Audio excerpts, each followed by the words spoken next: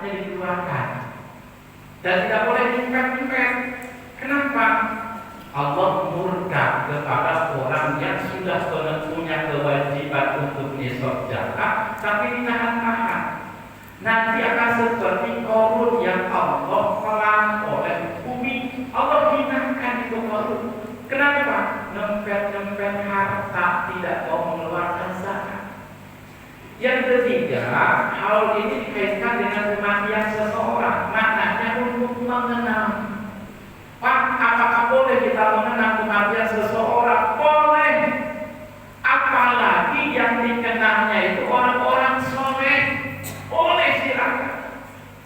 Untuk mengingat bahwa kita pun akan sama seperti apa siapa yang kita kenal, kita pun akan mati sama. Jadi mengingatkan kita supaya kita tidak terlena dengan kehidupan di dunia ini, Bapak Ibu. Nah, hal itu seperti itu mengenang, itu boleh-boleh saja dikaitkan dengan kematian seseorang. Makanya malam hari ini adalah hal yang kedua, ya, almarhum dari keluarga, terusus untuk orang tua dari Bapak Ibu. Bapak Ibu, kita pun akan sama. Yang namanya mati itu pasti akan datang. Ya, kullu nafsin dha'iqatul maut. Saya ingatkan kembali ayat ini. Terkadang kita sudah hafal, tapi meresapinya yang kadang. Meresapi makna ayat daripada kullu nafsin dha'iqatul maut. Setiap kita manusia itu pasti akan mati, semuanya pasti akan mati. Maka dalam hal ini Ibnu Qayyim al-Jauzi, ini ulama, tapi Qayyim al-Jauzi dia berkata itu akan waktu. Jadi menyia-nyiakan waktu asyaddu minal maut itu lebih baik daripada mati. Jadi ketika orang menyia-nyiakan waktu, udah mendingan mati saja daripada hidup tapi disia-siakan waktu. Makanya kata Imam Al-Ghazali, ketika orang menyia-nyiakan waktu atau lalai dengan kesempatan waktu yang Allah berikan kepadanya, maka tazidu, maka itu akan menambah kesusahan, kerusakan hidupnya, akan menambah kerusakan hidup gitu. Ketika menyia-nyiakan waktu itu, lalai dengan waktu yang Allah berikan. Makanya di sini Nabi ingatkan kepada kita dalam hadis riwayat Imam Baihaqi dari sahabat Ibnu Abbas. Kata Nabi, kita min khamsin hayataka qabla mautika. Manfaatkan kata Nabi 5 perkara sebelum datang 5. Salah satunya yang pertama, hidupmu sebelum datang masa kematianmu. Kita nanti nyesel kalau sudah meninggal dunia, nyesel minta ke Allah untuk dibalikan lagi ke dunia, karena bisa Bapak Ibu. Ya.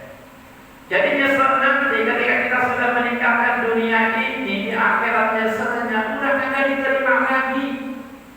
Bahkan ketika ruh mau keluar dari jasad, ketika Qarun laknatullah alaihi saat itu pernah mengucapkan amantu bi Musa, bahwa aku ini beriman kepada Tuhan Musa alaihissalam. Tapi ketika pengucapan imannya Qarun laknatullah alaihi saat itu sudah di sini, maka sudah tidak diterima lagi sama Allah.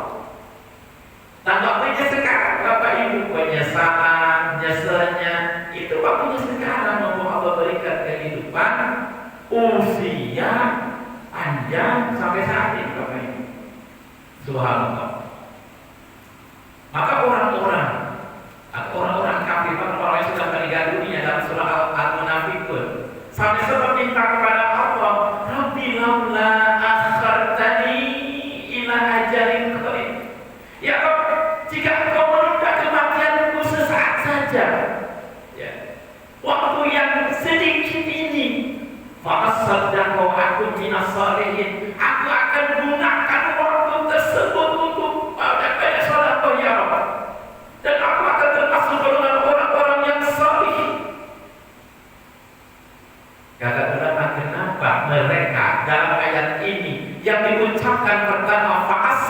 sodako. Aku akan banyak-banyak bersedekah ketika engkau menunda kematianku sesaat saja ya Allah, sedikit saja. Kata ulama, karena pahala sodako itu akan terus mengalir kepada si mayit walaupun orangnya itu sudah tiada di dunia ini.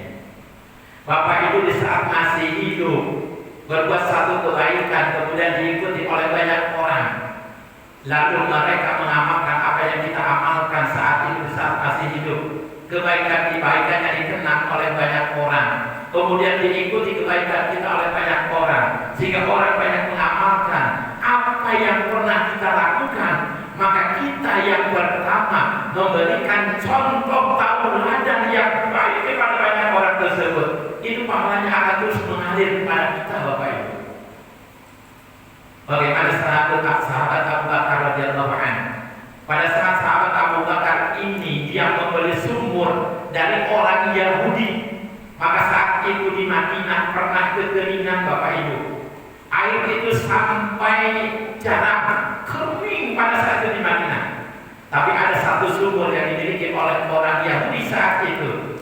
Namun oleh sahabat Abu Bakar diberilah sumur tersebut dari orang Yahudi, lalu diwakafkanlah kepada umat Islam saat itu yang membutuhkan air. Siapapun umat Islam atau siapa saja yang mau mengambil air dari sumur tersebut, maka silakan mengambil. Sampai saat ini sumur itu berkah airnya